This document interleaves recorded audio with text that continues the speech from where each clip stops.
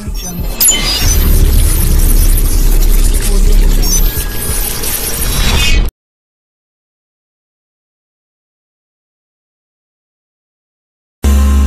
마음이 없다면 서로 생각 안 했다면 우리가 이리도 질질 끌었을까.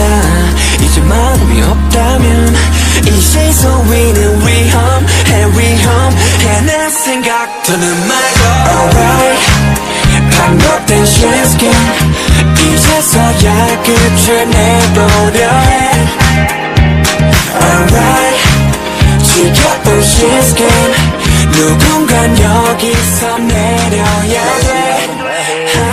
बिलाल अहमद राना और आप लोग देख रहे हैं हैंडसम माइंड टीवी चैनल। मुझे उम्मीद है मेरे तमाम व्यूअर खैर वाफियत से होंगे और आज हम आपको मुल्तान के मुख्तलिफ़ जगह की सैर कराएंगे, जिसमें प्रोफेसर्स एकेडमी बखर का सबसे ज़्यादा टॉप का एक ट्रिप गया है और उस ट्रिप में उस टूर में बहुत ही ज़्यादा एक्साइटमेंट रही है और जिसमें हर बंदे की फ्रेश मेमोरीज रही हैं। ऐसे मौके कभी कभी लाइफ में आते हैं और अगर ऐसे मौके आपके लाइफ में जब भी आएँ तो हमेशा याद रखें आप लाजमी जाएं, इंजॉय करें, अपनी मेमोरी को फ्रेश करें, अपनी प्लेजेंट मेमोरी को ऊपर लेके आएँ ताकि आपको ज़िंदगी के खुशगवार एहसास और लम्हात का एहसास हो। आज हम आपको बताएंगे कि मुल्तान के अंदर कौन कौन सी अहम प्लेसेस हैं जो कि आप लोग देख सकते हैं और प्रोफेसर एकेडमी के जो ट्रिप है उसके अंदर जितना स्टूडेंट्स ने और टीचर्स ने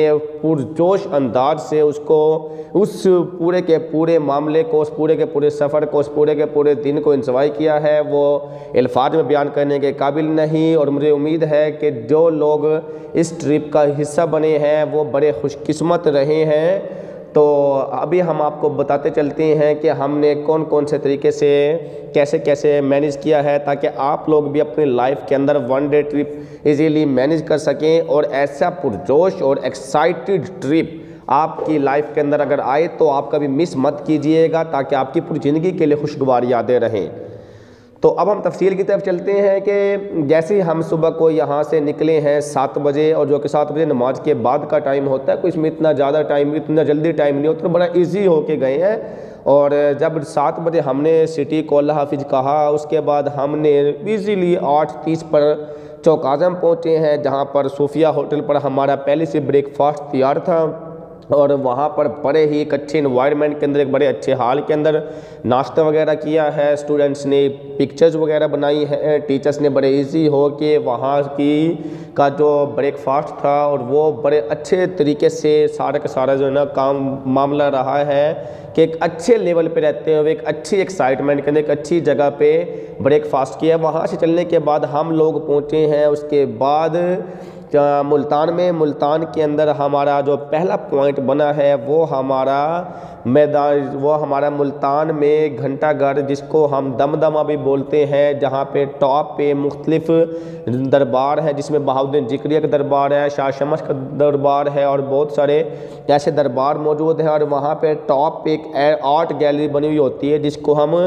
बाबे कासिम के नाम से, जो उसका एंट्री गेट है जिसको हम बाबे कासिम के नाम से जानते हैं।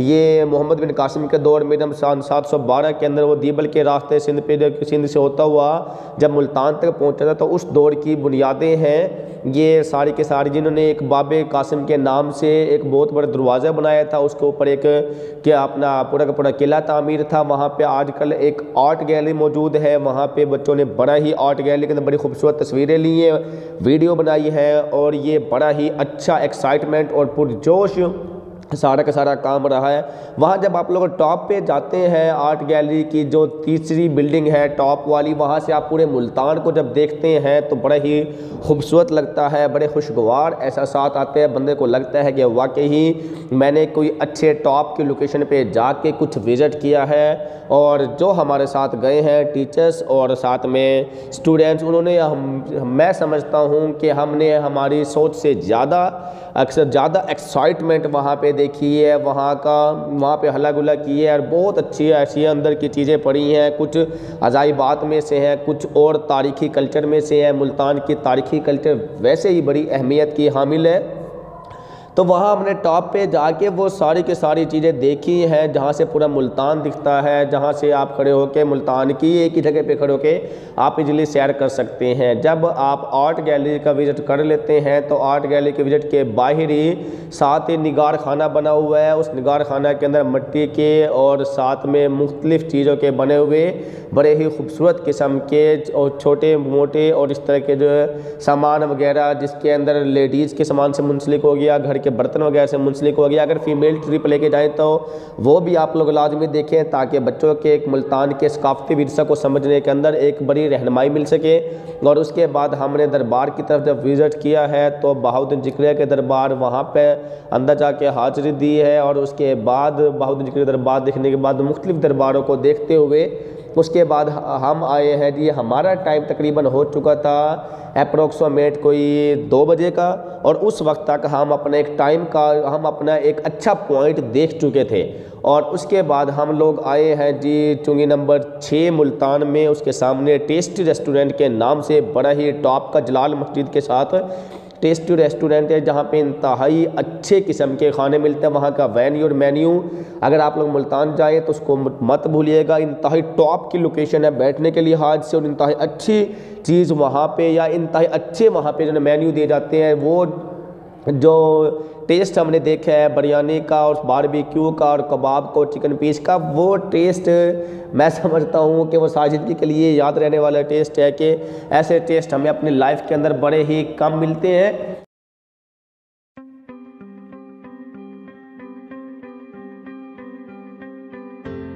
너는 내 삶에 다시 뜬 햇빛 어린 시절 내 꿈들의 재림 모르겠어 이 감정이 뭔지 혹시 여기도 꿈속인 건지 꿈은 사막의 푸른 신기루 내 안 깊은 곳에 아프리오리 숨이 막힐 듯이 행복। तो वो खाना खाने के बाद हम उसके बाद नेक्स्ट गए हैं जी। खाना खाने के फ़ौरन बाद अस्करी झील पे, तब तक थोड़ा शाम का टाइम हो चुका था, अप्रोक्सीमेट हमें 3:30 बज चुके थे। और जब हम अस्करी झील पे पहुँचे हैं तो वहाँ का जो लेक व्यू था इंतहाई खूबसूरत था। बड़े ही बहुत ही ज़्यादा स्टूडेंट ने एक्साइटेड हो के वहाँ पे बोटिंग की है। फिर बोटिंग का भी एक अपना ही मज़ा है कि वह आप मैनुअल बोटिंग करते हैं जो कि पाँव से चलानी पड़ती है, या कि आप ओवर बोट मोटर पे बोटिंग करते हैं। ओवर बोट मोटर कहते हैं जिसके अंदर बनी बनाई OBM मशीन होती है, और वो मशीन चलाने के लिए हैंडल से ऑपरेट करना पड़ता है, और वो उसके लिए आपको मेहनत नहीं करनी पड़ती। तो वहाँ जाने के बाद वो आप लोगों ने OBM को अपना सारों को हमने वहाँ पे विजिट वगैरह कराया है, कश्ती की सैरें वगैरह कराई हैं। उसके बाद साथ ही अंदर बड़े प्यारे मोशन राइड बना है, वो हमने अपना बच्चों को दिखाए हैं, और बड़ा ही स्टूडेंट्स और लुत्फ़अंदोज़ हुए हैं। उसके साथ ही बड़े मज़े के मुख्तलिफ़ तरह के झूले लगे हुए हैं, और वो झूले मैं समझता हूँ कि मुल्तान की सबसे ज़्यादा जो अच्छी एक्साइटमेंट, सबसे अच्छे झूले, सबसे ज़्यादा टॉप के हर लिहाज से, चाहे वो रोलिंग वाले हैं, चाहे वो बोटिंग वाले हैं, चाहे वो कि जिस तरह के मिले, वहाँ बड़े टॉप के झूले लगे, वो स्टूडेंट्स ने बड़ा वहाँ पे खूब इंजॉय किया है, बड़ा मज़ा आया वहाँ पे।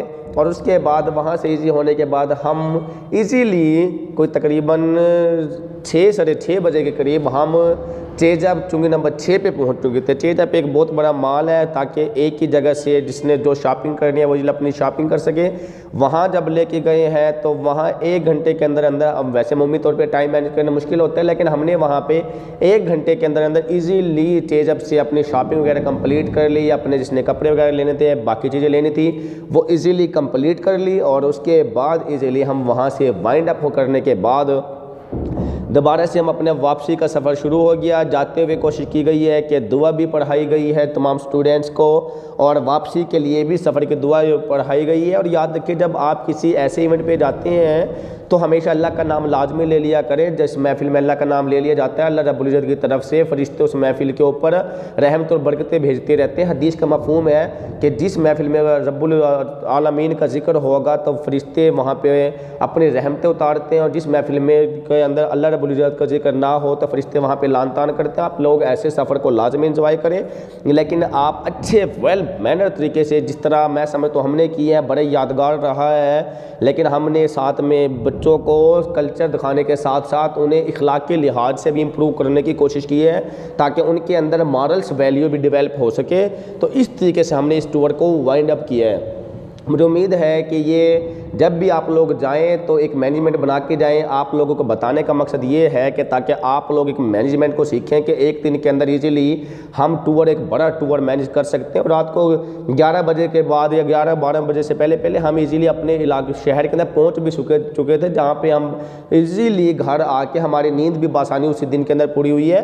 तो बात यह है कि जब भी आप लोग बाहर निकलें तो 1 डे टूर के लिए मैनेज करना मुमकिन होता है। जो इस चक्कर में रहते हैं 3-4 दिन से कम नहीं जाएंगे, नहीं लगाएंगे, तो वो फिर इसी चक्कर में उलझे ही रहते हैं। इसलिए कोशिश करें कि आपको जो मौका मिलता है अपनी लाइफ को एक्साइटमेंट की तरफ लाने का, अपनी लाइफ को एंजॉय करने का, सफ़र करने का और ट्रिप को ले जाने का, आप मुख्तलिफ स्कूलों, कॉलेजों, अकेडमी, यूनिवर्सिटियों के ट्रिप लेके जाएँ, बच्चों को एंजॉय कराएँ।